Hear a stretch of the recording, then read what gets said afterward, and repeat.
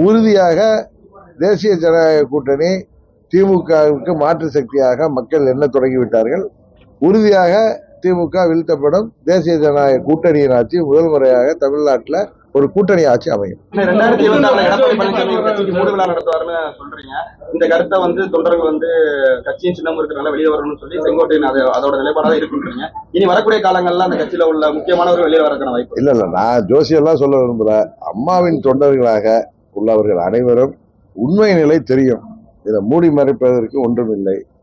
விழித்துக் கொள்ளவில்லை என்றால் பழனிசாமி சுயநலத்தால் தன்னை காப்பாற்றிக் கொள்வதற்கு புரட்சித் தலைவர் கண்ட கட்சியை கேடயமாக பயன்படுத்தி வருகிறார். திமுக தேர்தல் வெற்றிகளுக்கு மறைமுகமாக உதவி வருகிறார் என்பது எல்லோருக்கும் தெரியும்.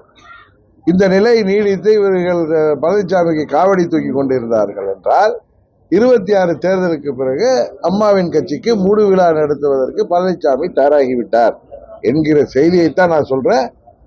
இந்த நிலையை அவர்கள் நீடிக்க விட்டால் அங்குள்ள தொண்டர்கள் நிர்வாகிகளும் அது நடந்துவிடும் என்பதை அவர்கள் உணர்ந்து வருகிறார்கள். அதனால அதை அவர்கள் தான் புரிந்து கொண்டு சரியான முடிவு எடுக்க வேண்டும். யாரும் வர மாதிரி